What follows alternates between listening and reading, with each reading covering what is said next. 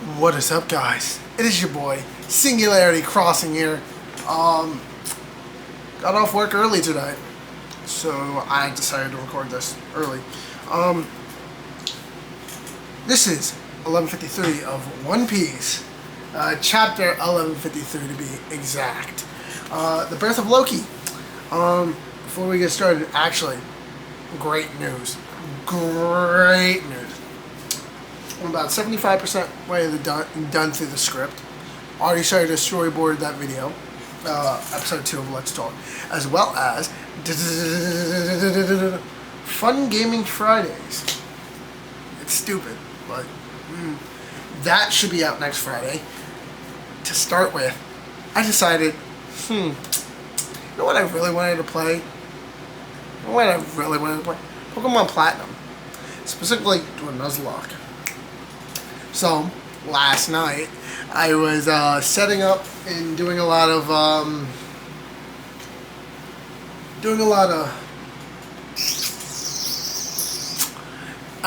setting up of an emulator, specifically Melon DS, along with some Citra, so I can, hey, Melon DS, cool. As well as downloading some patches for ROM. Specifically Pokemon Renegade Platinum, which will be our first Friday night gaming. And that'll be a Nuzlocke. So look forward to that. I'm excited. Are you excited? You better be excited. You fucking better be excited. Say nah. Not crazy. I'm not crazy. I have Big Man below me. Yeah. And actually, in case anything else, I might be streaming soon. Because with my job, I'm actually being promoted. So while it's the same amount of hours, pays better, less days for the same amount of hours, which is good. So that's good. Hi, Bibbis. Don't knock off my camera. She is literally right behind. Anyway, let's get started with chapter 1153 of One Piece, titled The Birth of Loki. Anyway, we open up with Onitara Yamato and the Holy Inari Shrine Pilgrimage, Volume 37, Kiku Nojo, Daimyo of Ringo, and Boss Cho. And we see Kiku reuniting with Yamato, which both of them seem happy as shit. Come on, move please, move babies. Which I'm actually glad we're getting this. I think it's wrapping up soon. This might be one of the longer ones. Stop, get out of the bag. I have a bag on the floor, like a Wawa bag, and my baby Starky Barky, who's just down here. He doesn't want to be on camera. He's down here. He's flipped over. He's waiting for me to rub his stomach. Rub his stomach. He always does that. He always waits until I'm doing. Him and Jarvis will wait until I'm doing shit just to flip open that pet me. Anyway, we open up, not exactly where we left off last time, but we get a further flashback, where we see Dorian Broggy with Harold, and man. Fucking Dory looks like a fucking minion. Is it Dory? I always get these two mixed up. I always get these two mixed up.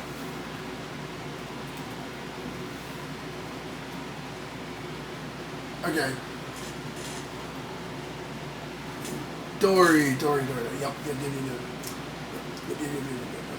Also, I was watching Squid Game Season 3 before Season 3. Before I started this. Anyway, why... I gotta point this out. I gotta fucking point this out. Broggy looks like a fucking pear. Literally looks like a fucking pear. Like, head's round, body, has no neck. He has no fucking neck. And fucking Dory looks like a fucking minion. Literally. Dory still has that, like, visor. He still has that fucking visor. And he's short. And he's smiling. And he looks like a fucking minion. Harold is the only one that looks normal. Even then, he kind of towers over... He's like double the size of Dory and Broggy as a kid. But Dory and Broggy shared... so we don't really get like that much of a backstory with Dory and Broggy. All we get is this one thing for Dory and Broggy. That's all I've seen so far. And we then cut after... Actually, you know what? I will read this little narration. Dory and Broggy shared a wild childhood with Harold, the Prince of Elbaf. Born into the bloodline of ancient giant, the prince possessed a colossal body, monster strength, and high status. He grew into an arrogant and unruly rogue that no one could rein in. And anyway, we see him, we cut back to where we were. Actually, no. This is probably a little bit further ahead. And they are outside of Elbaf. They are outside of Elbaf, sailing back to Elbaf. And specifically, it's just... Actually, they're not sailing back. They're just sailing outside of Elbaf. And it's just Harold shit-talking on everybody outside of Elbaf. He's literally like, ugh. What a bore. Everyone outside of Elbaf is pathetically weak and puny. And then, the Kingdom of Bunt. New World. Come one, come all. Standing 10 meters tall, each of her steps is an earthquake. Her roar itself thunder. Her roar is thunder itself. She is one of the elusive giants hailing all the way from Elbaf. Take a gander at Ida. And actually, I'm gonna say this. While she has the normal Oda body type, that face is majestic. She's got freckles, big lips, like the cartoony Usopp black lips. I don't think that's like bad, but like, and she has horns. She has horns, not Loki or Harold black horns, but just normal horns. Now we do see those on what looks like Broggy. You see those, but they're more like pointy, like little points. Here it's like, it's the best way I could do is this, curves up. So like, and Harold sees this through a pair of binoculars, and he's like, it takes balls to turn one of us giants into a roadside attraction.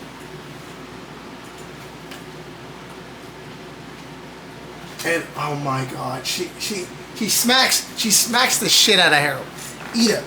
Ida smacks the shit out of Harold a bit, so he goes, no need,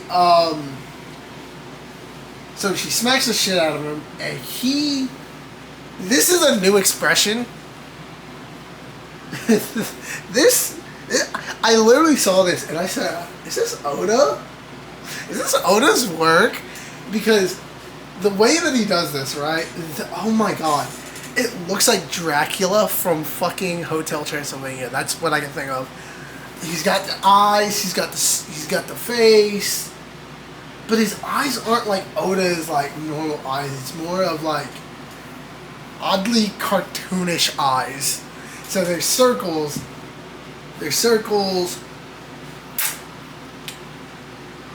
And they're like pupils with the little slits in them. The little like cheese wheel slits. And I'm like, is this Oda's work or is this somebody else's? And everything, I'm gonna say, this is like one of the weakest panels. I do like the panel where he's getting slapped. But there's something about that panel that just looks off to me. He's drawn good impact panels, but that panel and the one next to it just looks so off to me.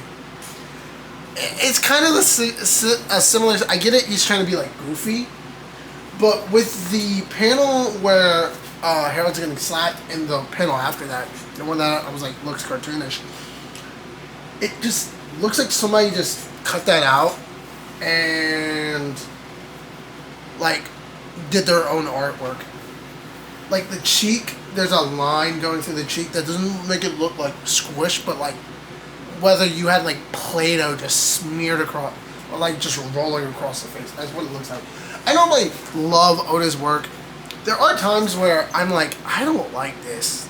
Like Gear 5th and Gear 4 had to grow on me. But I've looked through this chapter. I like the rest of the art. I like the art, the rest of this chapter. It was just those two shits that like, ooh. Come on, Oda. You can do better. Now, I know I'm going to get a lot of fucking flack for this. I'm going to get a lot of flack for this. But that is just my opinion. I'm not saying Oda's bad. I'm just saying that was off to me. That looked off to me. Anyway. She's upset. Ida's upset because those people basically were paying her. They found her, they took her in, and gave her work after Drift. And she's like, don't kid yourself into thinking you're better than humans. You're an arrogant disgrace. This kind of crap is why all other giants are lumped in with you Elbaf savages. So she essentially has the Saul point of view, where when we first met Saul, he's like, don't lump me in with those savages. Don't. I'm not like them. And it seems like Ida has. I like Ida. Oh man. People might say Ida's kind of weird. I like Ida. I don't just like the every girl is Nami with a different haircut. I hate that. I fucking hate that. I'm like, come on, man. Put some spin on it. Put some pizzazz. Put some pizzazz, like with Miss Monday, or is it Miss Monday, the buff girl that Zoro palms? I do like it where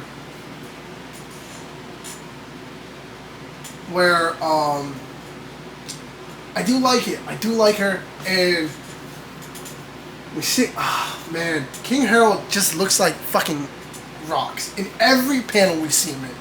It looks like rocks. So after apologizing,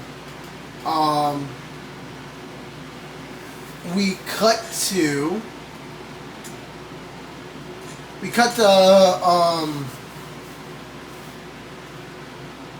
I don't. So after apologizing, they're King Harold and his crew are like, we're gonna help you. We're gonna help you guys rebuild. And we see King Harold bow down, and this is fun. So we see Harold with kids climbing up his arm. And he's like, he's probably doing this because he's like, she's hot, Ida's hot. Let's be honest, Ida's fucking hot. But what gets me is that, look at it, King Harold. The destruction of anything in this world is a waste. That's what Ida is telling.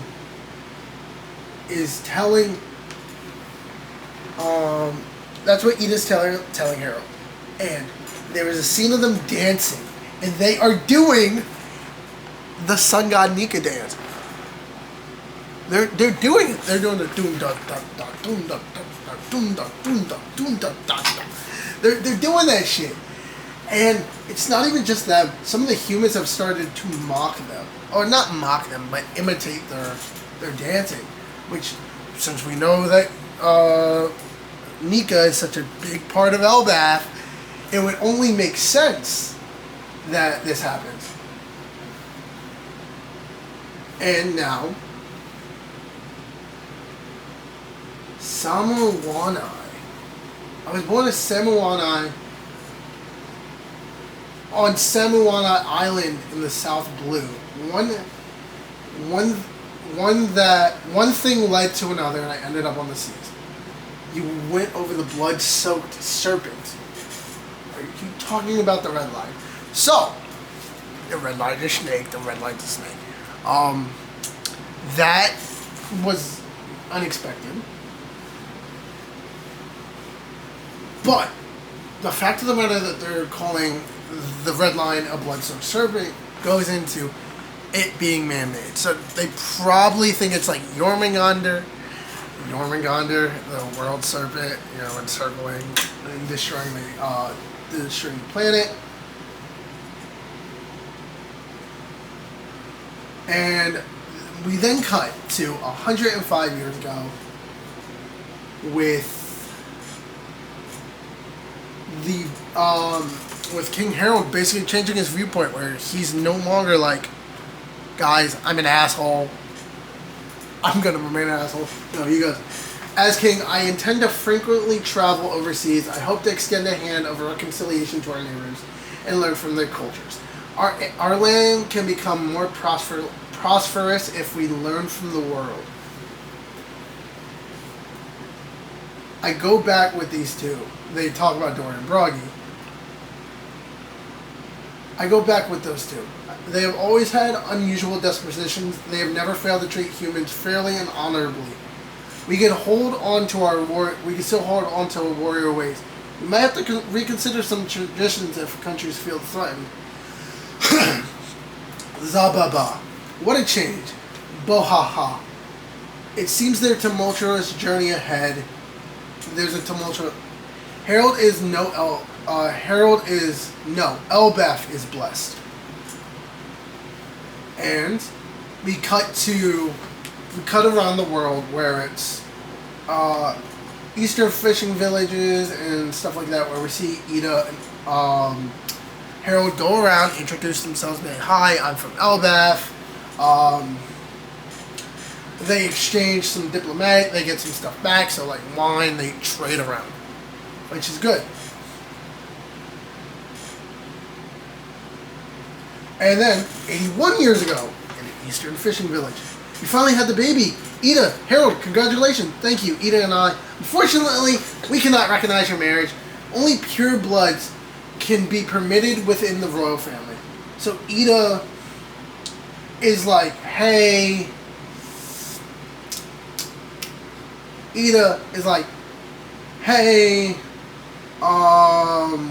Ida's probably still alive somewhere, hopefully. We don't really see any tragedies in this chapter, but Ida's still alive. She's just like, I gotta give you up. I gotta give you to my papa. Oh, your papa. Ida is holding baby Hyrodin. It's so cute. And then, this is what I talk about. We get Elbaf, Alcohol Village, daughter from a prominent background, Estrid. This is his new wife. He's like, oh no, I don't. He's like, So she's like head over heels. She's like, I'm the king of Elbaf. She goes, I am fated to love you for the rest of my life. Forget about that Eastern woman and her bastard. Oh, and he goes, oh no, and he's getting a little stubble. He's got a little stubble now. And he goes, that the energies here are aligned to the east. This won't do. The king's spirit is leaking out. Quick, shut the windows. What? And that mirror is positioned in a lethal 5-star configuration. Dispose of it. So she's like taking over. Meet Asura, the horse of good fortune. He is a fine steed worthy of you. Your Majesty, consider it a gift from my family. It is sure to bring you good fortune. It's huge. Why does it have 8 legs? Guards, take all of the jewels and gold to my room. She looks like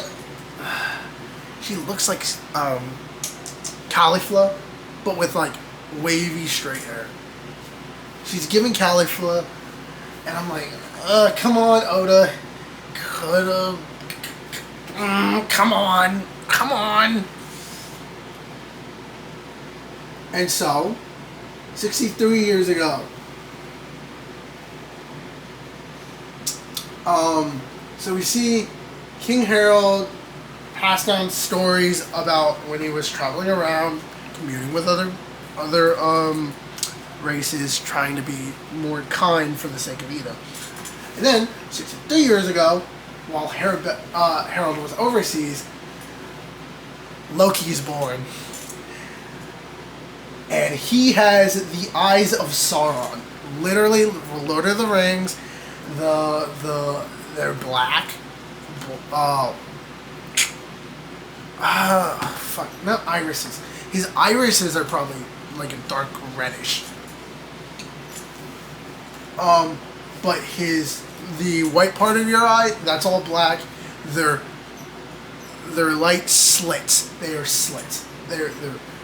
They've got a normal iris, normal iris, but then it slits for the pupil. And she is terrified, and she is like, tell the king it was a stillbirth. This is utterly unacceptable.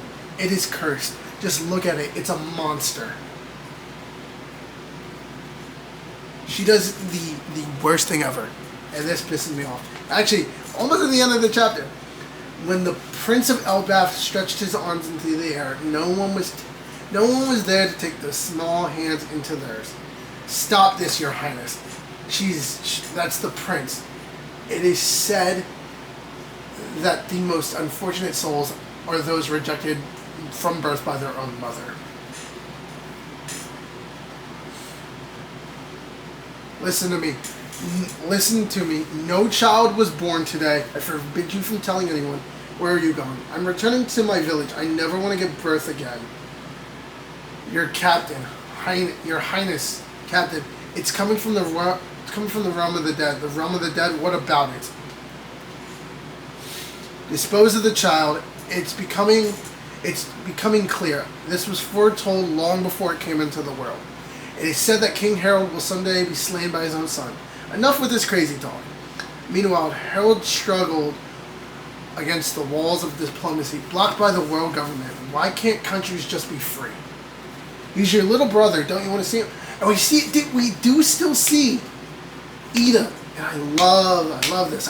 She's so nice, but he's kind of a dickhead. He's like, if he's not your kid, Mom, there's no way I can call him my little brother. Oh, sweetie, you're so cute, even when you say such awful things. From then on, every misfortune that struck Elbaf was chalked up to Loki's curse.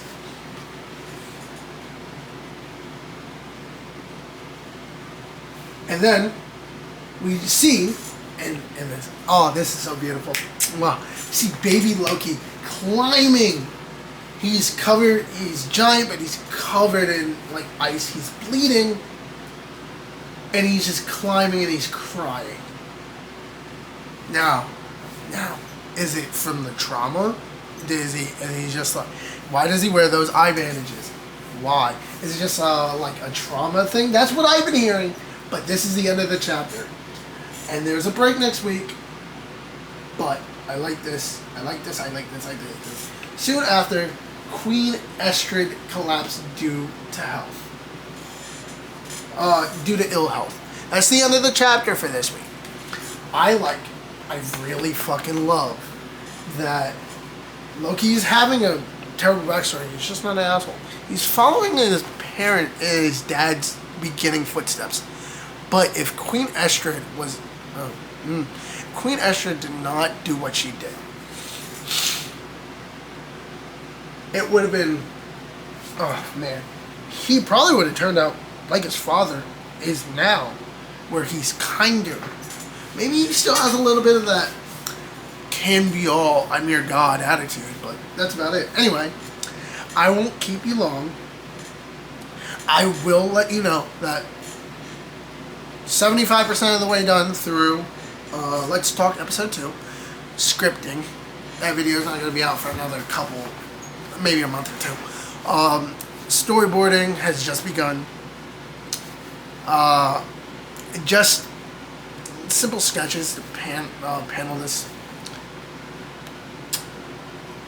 Fun Gaming Fridays will be starting next week. That will be the 4th of July. So that'll be the 4th of July. While it might not be filmed Friday, it will go up Friday. I will have it. Those will be, since I'm doing a Nuzlocke, my battery's about to die, so I gotta make this quick. So I'm doing a Nuzlocke.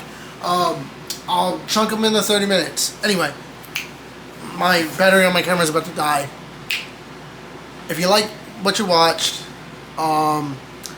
be sure to like and subscribe. Till next time, this has been your boy Singularity Crossing. Remember, stay safe throughout the universe. Don't fall into any black holes. Till next time, like and subscribe, and I'm out.